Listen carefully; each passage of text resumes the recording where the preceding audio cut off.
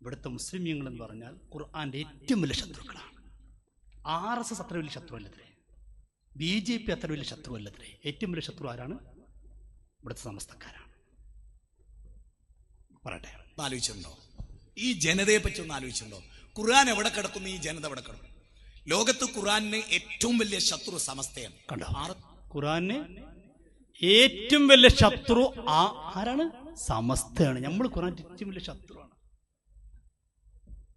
RSS അല്ല, BJP അല്ല. അദ്ദേഹം പറയുന്നത് കേട്ടോളൂ. RSS BJP യുക്തിവാദി നിരീശ്വരവാദി ഒന്നല്ല.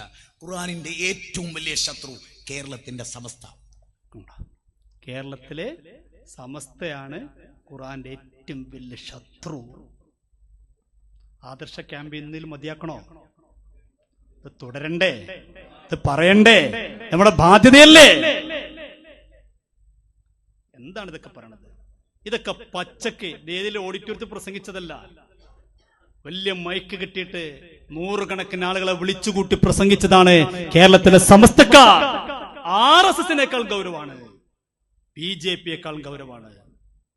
ഇത്ര ഗൗരവങ്ങൾ അലിച്ചുകൊണ്ട് എന്നിട്ട് അദ്ദേഹം പറയാണ്, ഇവിടുത്തെ സുന്നികൾക്ക് ഖുർആൻ തൊടാൻ പോലും അധികാരമില്ല. തൊടണമെങ്കിൽ ആദ്യം ഇസ്ലാമിലേക്ക് വരണമെന്ന. ഇസ്ലാമിലേക്ക് വന്നിട്ട് ഖുർആൻ തൊട്ടാൽ മതി. ഇപ്പൊ നമ്മളിപ്പോ എവിടെ ഉള്ളപ്പോ ഇസ്ലാമിന് പുറത്താണ്.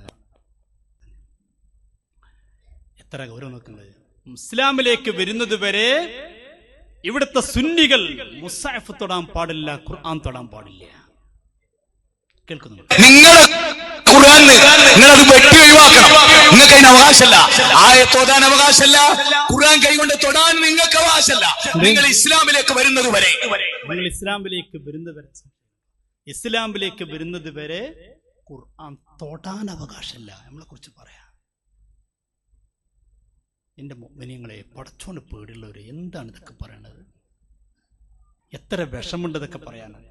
നമ്മളെ ഉസ്താദുമാരെ കുറിച്ച് ഇനി മഹാനായ സയ്യിദുൽ ഉലമ സയ്യിദ് ജിഫ്രി മുത്തുക്കോയ തങ്ങളെ പേരെടുത്തിട്ട് പറയണേ, സയ്യിദ് ജിഫ്രി തങ്ങളെക്കാളും കുറച്ച് നല്ലത് അബൂജഹലാണ്. നിങ്ങൾ ആലോചിക്കുക, ഇതൊരു ചുഴലിക്കാറ്റാണെന്ന് ആലോചിക്കുക. എന്താണ് ഇതൊക്കെ കേൾക്കുന്നത്? ഒരു സയ്യിദും ഒരു ആലിമുമായൊരു മഹാനെ കുറിച്ച് പറയാം. 5 വഖ്ത് നിസ്കരിക്കുന്ന ഒരു മഹാപണ്ഡിതനെ കുറിച്ച് പറയാം. ഒരു ദിവസത്തിൽ എത്രയോ കിതാബുകൾ ഓതിക്കൊടുക്കുന്ന ഒരു വലിയൊരു സയ്യിദിനെ കുറിച്ച് ഉപയോഗിക്കുന്ന പദപ്രയോഗമാണ്. ആലോചിച്ച് നോക്ക്. അബൂജഹൽ പോലും സമ്മതിച്ച കാര്യം ഇവര് സമ്മതിച്ചു കൊടുക്കില്ല പറഞ്ഞാല് ചിന്തിക്കും മനുഷ്യരെ. അബൂജഹലിനോട് നബി ചോദിച്ച പറയാ, അള്ളയാണ്, ഒരു സംശയം ഞങ്ങൾക്കില്ല. ഇനി നിങ്ങൾ പറയൂ.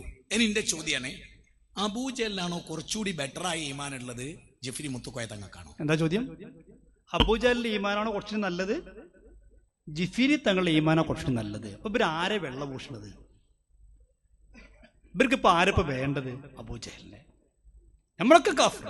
പിന്നെ ഇപ്പൊ കൂട്ടത്തിൽ കൂടാൻ പറ്റിയപ്പോ ആരാളുള്ളത്? അബൂജഹൽ. ഒത്തിട്ടുണ്ട്. സാധാരണ ഞങ്ങളുടെ നാട്ടിലൊക്കെ പറഞ്ഞില്ല ചക്കിക്കൊത്ത, ഞാൻ പറയണില്ല, അങ്ങനെ പറയാറുണ്ട് നാട്ടിലൊക്കെ.